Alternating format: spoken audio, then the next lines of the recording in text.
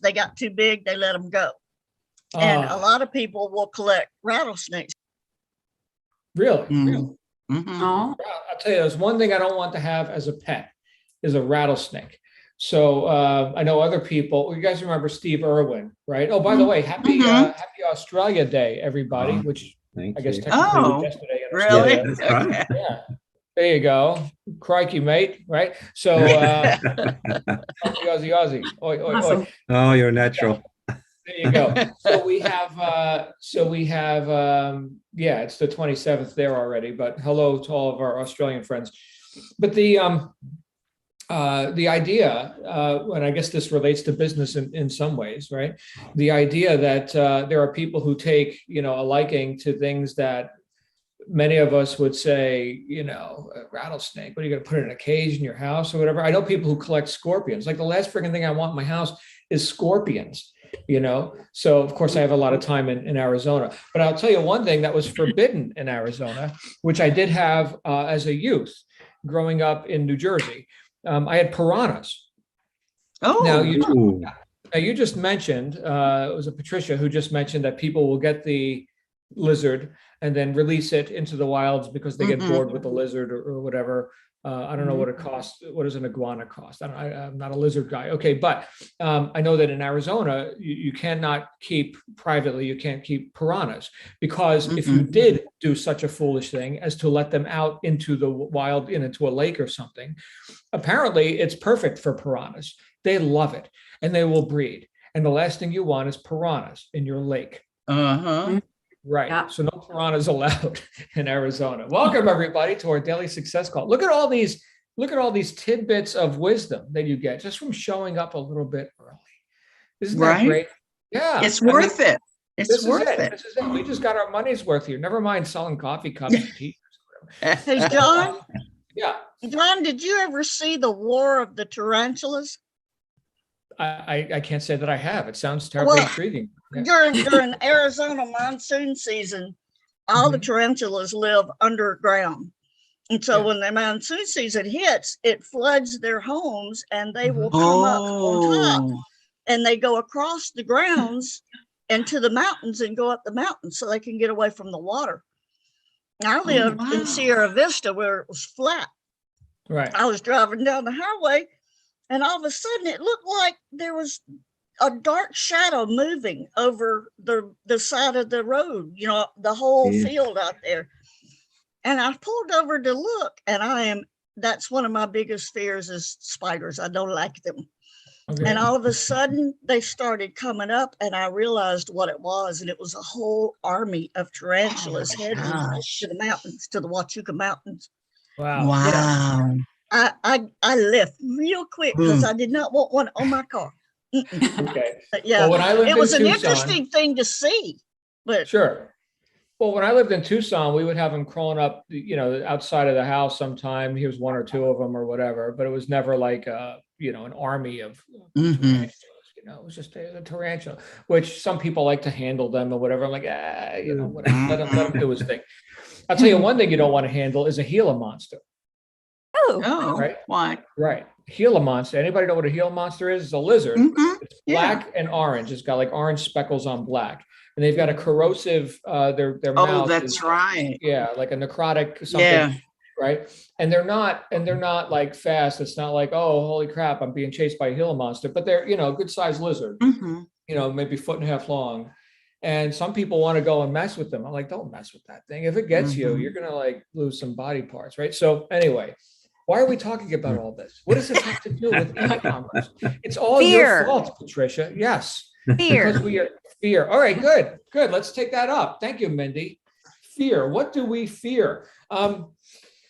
Well, I'm thinking as it relates to the customer, because everything we talk about here ultimately can and I think should result in somebody buying something from you, and accuse me, if you will, of having a one-track mind. But that's, I think, the whole purpose of this. Is the one thing that I focus on for everybody here is how can you create something spectacular for yourself, your enterprise, and of course that ends with what? Your customers, who you're actually here to serve. So. So knowing that, check out what just happened. No script, no prep, no notes. We just got into a conversation about something that was real for a few of us. Some of you might be sitting here thinking, what the hell are these people talking about? I thought we were going to talk about technology or something. No, we don't talk about technology here, because I'm not tech support, nor will I ever be tech support. But we just found relevance. We found relevance in something because we've got some experience or aversion, right? A fear, or something like what Mindy just said. So I wanted to think about that. Thank you for the topic. I want you to think about that as it relates to the dichotomy or the different directions that you can go in with people as it relates to the products that you're intending to sell them. So on one hand, here's the cats, right? The cat people, and they like the cats. Here's other people who don't like the cats, or who see it as, maybe some people are afraid of cats. Maybe they just have an aversion. They had a bad childhood experience. Or maybe there's some sarcasm around that, right? Maybe there are people who think of like cat people as weird or something. So there's lots of directions you can go in just with one item. The item is cat. Okay, now how many items are there? Well, infinite items, right? So let's take up any topic in the world, and you'll find people that are for, against, like or dislike, right? Proclivity or aversion. So now in that, you just doubled the amount of product ideas that you could have with one item, with one topic. There's many subtopics that come from that. I think this is a useful conversation especially for our newer members, which, let me acknowledge you guys. You are the most important people here, okay? Because you're the future. We got some of these characters that you've already met here. We've been hanging around for months, right? They're already up and running. They know stuff. They just refuse to leave. So, but our new members, right? You may be wondering, how can I really, get something going sooner rather than later? Good news for everyone. When you show up early, like a lot of you did, you get to have the meeting before the meeting. Sometimes there's a meeting after the meeting too. I don't know what's discussed in that, because I'm insanely busy. But the idea that you can get ideas without even having expected them, just because of something you heard somebody else say. You can also get support. You can also get tips. Sometimes people are in here sharing their screens and showing what they learned, and here's a technique, and that's all very nice too. Okay, but I have found that, and I'll give you some context on this, but I have found that a lot of times a breakthrough idea comes when I don't expect it. So I attend a lot of seminars. I read a lot of books. I've purchased a lot of training courses. Those of you who have been through like the whole accelerator program, and we've met on a business launch session, you know that I've invested quite a bit in my own ability to earn, to create the lifestyle that I want for myself and my family, to arguably, be sane and stuff, right? Like personal development. I've invested a lot in that, hundreds of thousands of dollars. And I've made more than hundreds of thousands of dollars, right? So it's a good investment, okay? But when I'm sitting in the seminar, or when I'm reading the book, or attending the meeting, like we're all attending a meeting right now, right? We can consider this like almost like a 12-step meeting. Like, we share our experiences, and we're doing this, we're doing this e-commerce thing together, right? We're on this path. Okay, good. So, but I don't know where the breakthrough is going to come from. I didn't suspect that it was Susan who was going to give me, like just one idea that I took and I ran with it. It turned into this other thing. So just like with the cat or the tarantula or whatever, we could take that and we can now go down that road and see, well, how does that relate to the people I'm intending to serve, my customers, the people with the credit card in their hand who could give me money for my coffee cup, t-shirt, pillowcase, Christmas ornaments, right? So that's who I'm intending to serve. But when we connect these dots, and again, sometimes it's unexpected where the impulse is going to come from, like that initial idea is going to come from. That's why we show up. That's what I do anyway. That's why I show up in countless seminars and meetings and read all the books and all that stuff, because I don't know what's going to have the impact on me or when it's going to come.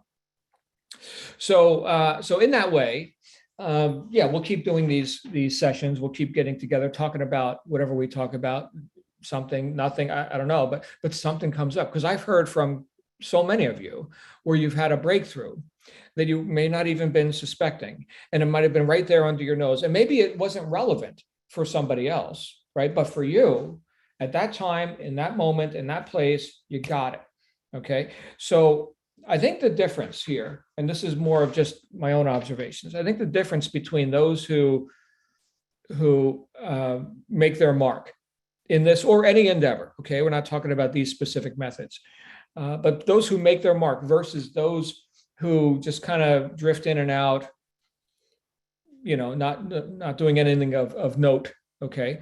The difference is the consistency with which people are immersing themselves in the environment where the success that they seek is already happening. I'll say that a different way, so it kind of maybe sticks with some different words. If you showed up once a month to the gym, you would have a certain degree of results, and you would demonstrate a certain amount of progress. And I would argue that it's probably not going to be spectacular. I mean, once a month, right? However, if you showed up every day and did a crappy workout, like, not even that intense, you did a little bit, but you showed up every day. And then you saw somebody doing, a different movement that, maybe I could do that would help my back or my arms or whatever. And you incorporated that. And then incrementally you added little things without even giving it so much thought. And your crappy workout consistently turned into results. Okay. So the person who is, all fired up and enthusiastic because they just put a couple $1,000s on the table or whatever, right? And they signed up for the course, the deal, the whatever the program is. And so they're enthusiastic for a week, right? And then, and so they want to put on their cape and mask and leap tall buildings in a single bound. That wears out pretty quick. So after the honeymoon, they're doing whatever they're doing. Versus the other person who also put a couple $1,000s on the table or whatever the cost of entry was, but treated it as if their life depended on it. Like might as well be $10 million. And so now I'm going to get every last drop of value out of this, which may or may not seem relevant to me at the moment. Here we are talking about tarantulas. John, what does that have to do with e-commerce? Okay. But think of it like this. You got the my wife just bought a toaster. She bought another toaster. The toaster we had it was too wide. She wanted one stainless steel, a little bit narrower. All right, buy the friggin' toaster, right? So we got the toaster. In fact, check this out. Here is the document. Here is the document. She gave it to me to file because I file all of our instructional manuals, okay, for all the household appliances. It's an Oster 2-slice toaster to replace was it a Sunbeam 4-slice toaster? And I said, well, how often do you do 4 slices? And she's like, well, never. Okay, I like the aesthetics of this toaster. All right, get the friggin' toaster. So, but here's the point. This document right here, we read the document, the instructions. So I can get every drop of that $20 that my wife just spent on that toaster. I want every drop of value out of it. I don't want to be sitting there wondering which buttons to push. It's got a bagel feature on it. It's got, do you know how you get the handle up on a toaster? You know, the old style toasters where you press it down and you decide, that's enough, like raise the handle and defeat the mechanism, right? Well, with this one, you don't do that. There's a cancel button and it electronically releases the spring and pops up the toast early, if that's what you choose. Right now, I wouldn't have known that. I was fiddling with the friggin' handle. I was like, why isn't this thing coming up? Oh, well, now that I read the instructions, you see, I know how to click on the cancel button. So I'm talking about a $20 item here, but I'm treating it as if I just bought a new computer or something and I have to, learn the keyboard or whatever. So with that level of diligence, I just reminded myself of something. That's good.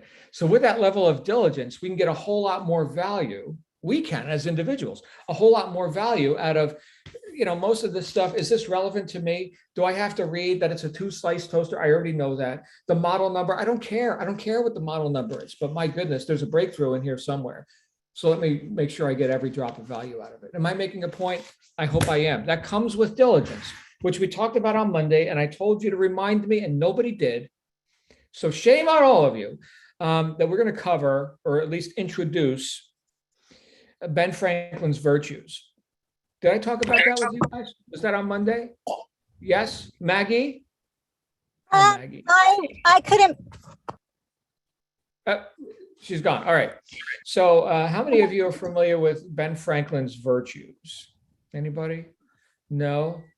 Oh, it's actually not his virtues. It's just the virtues that he enumerated, and he lived by to the best of his ability with integrity. Let me go ahead and pull those up for you. Ben Franklin. Okay, and okay. This is rich. This is like really, really, really good. In fact, you know what I should do? Created a document. Why is that? Sorry, guys, I am screwing something up here. I am screwing something up. Get rid of that. All right, are we still live? We are. Okay, good. So let me go ahead and share with you. This is a document that I threw together to kind of to share with people. So I guess I could make a PDF out of this and Okay, you're give it to you. Here it comes. Here it comes. All right, you guys, let's control our microphones, participants, mute all. Okay, good. Can you guys see this? Can I get a nod from Scott or Mindy, or can you see that? Okay, great. So here is Ben Franklin's 13 virtues. I actually printed this out at one point and hung it on a wall because I wanted some reminders. I'll go ahead and create a PDF of this for you guys. And we can take it up on Friday because I think this will be fun. This will give you some stuff to think about. So when I get back together with you on Friday, this will, I think, be some good fun Friday discussion topics. Number one, temperance. Eat not to dullness, drink not to elevation. So stay cool. Be cool, all right? Don't weigh yourself down. I know Franklin had, while his coworkers would be munching, I've studied his biography, well, they would be eating the food given by their employers, he would judiciously chew a piece of bread, right? He wanted to stay light, stay active, not get lethargic, right? Same thing with temperance in terms of drink, right? And of course, nowadays, that could mean anything, right? I mean, my goodness, the chemicals that people put in their body. Silence, speak not, but what may benefit others or yourself. Avoid trifling conversations. Trifling, in other words, gossip and things that just are not of benefit. There's gratification in gossip and all that, but it's not the kind that you want, right? Order. Oh, I love order. Thank you, Ben. Let all your things have their places. Let each part of your business have its time. So creating order physically, I know where my tools are. I know where the computer is. I know where the light switch is, right? So that's good and orderly, but also creating order in our mind, on our calendar, with our time, right? Most people spend half their time just looking for stuff or figuring out what they need to do. Order reduces the amount of time spent on stuff, reduces indecision, okay? Resolution. Resolve to perform what you ought. Perform without fail what you resolve. So now we're talking about resolve, obviously, which to me also kind of correlates with integrity. Did you decide what to do, and did you do it? Did you say you were going to do it, either to yourself or to your accountability partner, or to, I mean, if you have a job, right, you've got to account to someone like a manager. Well, you're your own manager now, right? I think we talked about that on Monday. So resolve. Frugality. Make no expense but to do good to others or yourself. That is, waste nothing.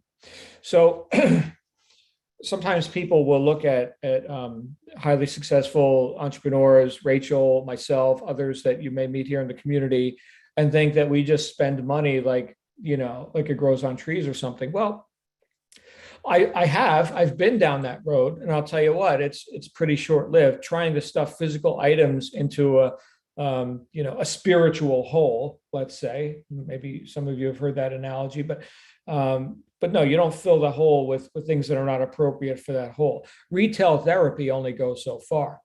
Okay. At one point I had 5 cars, and they were all really expensive cars, including a Bentley, a Maserati, a Range Rover, right? I'm not suggesting you do that. So here, right, we're talking about doing good for others or ourselves, right? And quite often we can do good for both. Again, the best investment I've ever made is in my own abilities, personal development, entrepreneurial education, stuff like that. So that is still being frugal. It's not, just pissing away money on, Lamborghinis or whatever. Make good use of that money. Industry. This is great. I love this one. Lose not time. Be always employed in something useful. Cut off all unnecessary actions. Franklin himself was known as industrious. In fact, when he came to Philadelphia from Boston and started the first free press in the colonies, he would be seen wheeling his supplies cart through the street. Here's the paper and the ink and whatever. And while he could have had an apprentice or some understudy doing that, he himself wanted to wheel the cart, and in so demonstrate industry. Okay, do the work. I know so many times people, especially in the modern age where there's the purported, instant riches or click the easy button and somehow somebody else or some outside system or phenomenon is going to do something for you that you're not willing to do for yourself. Okay, that sales pitch goes around a lot. All right, don't buy it. Okay, I'm just saying that's what it is. So where somebody might bemoan that they have to do the work, and you do, okay, but they spend more time bemoaning it and practicing work avoidance. If they would just do the work and demonstrate some industry, right, it would be done, baby. My favorite 4-letter word, DONE, done. Industry. Sincerity. Use no hurtful deceit. Think innocently and justly. Speak accordingly. There you go. Look, guys, if the truth isn't good enough, go sell something else. Right? I mean, that's the way I look at it. I sleep really good at night. So sincerity, again, that goes along with integrity, hence the title of my first book. When I think of, integrity, it relates to all these things. So integrity is everything. Integrity to what? Integrity to these principles, these attributes. Justice, wrong none by doing injuries or omitting the benefits that are your duty. So do unto others, right? You guys have heard of this golden rule thing. So there you go. Moderation, avoid extremes, forbear resenting injuries so much as you think you deserve. Yeah, you know what? This kind of goes with temperance, but this is more in the way of how Franklin dealt with other people. If someone did him wrong, he would see it as their foibles, kind of passing it off as well. They're just, it's the foibles of man, and kind of thinking the best of people, being moderate in his judgment, let's say, of people.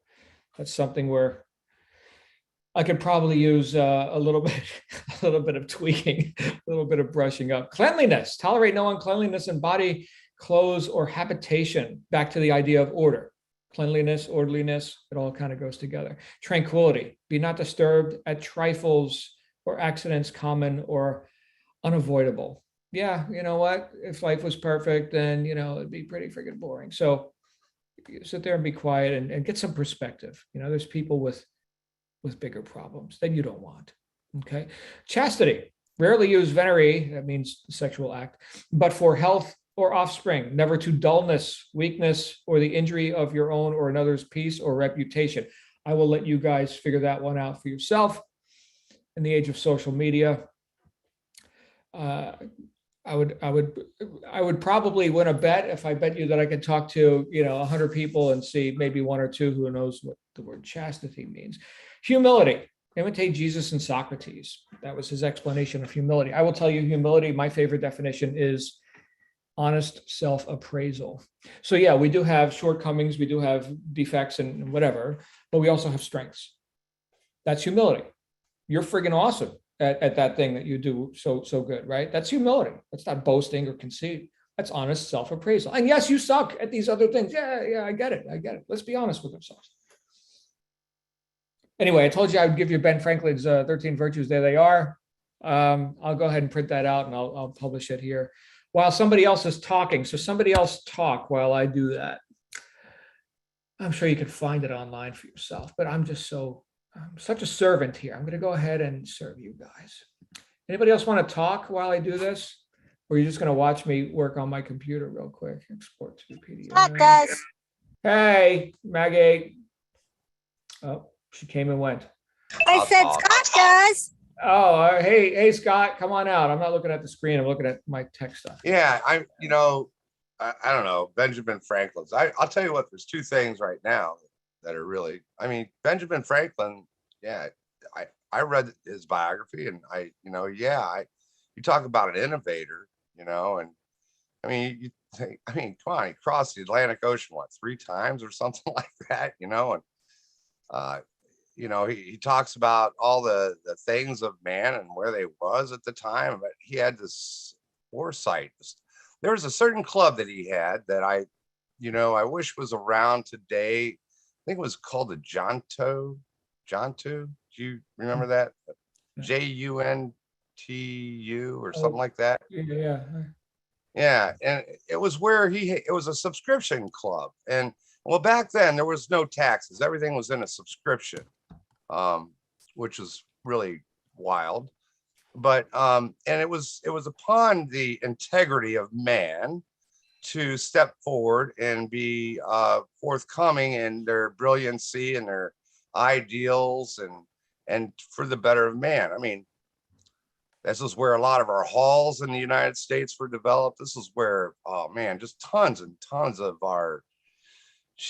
where everything began. I really highly recommend everybody reading his biography because it really will tell you exactly a little bit more of where our feet came from, how we got here, how we've developed where we are. Because a lot of the things today that are still here that we have amongst us as people across the world, we still have today. Firefighters, I mean, the streets that are clean, the lit streets. He brought in, the Franklin stove was used for years to heat homes. So the eyeglasses, the spectacles, just numerous amount of different things that he came up with. The printing press he used quite ravishingly well, and he's still on that $100 bill, by golly, and was never a president. You talk about someone that was very significant in all our lives and just incredible to me. And I've got to say that, John, I love your book. I'm really highly recommending it to everybody to read. You are quite the person, and just happy to rub shoulders with you and listen to you. And thank you, Scott. Appreciate that, man. Glad you're here as well, because I get a lot out of hearing you guys all the time. So, including you, Scott. I just put that PDF. I threw it on Dropbox. That you can click on that and download it. Scott B. Scott. Let's go to the other Scott right now. Hey, Scott. And then Susan. Scott, please. Hello, Scott. Ask to unmute. Yep. My computer was doing something a bit funny there with the internet. Interesting. The thing about humility, I think all these virtues, I think different virtues will resonate in different ways with each individual. And I think it's very interesting. For me, humility, I think, is one of the more significant ones, because I've seen people who were living on the other extreme of humility, the arrogance.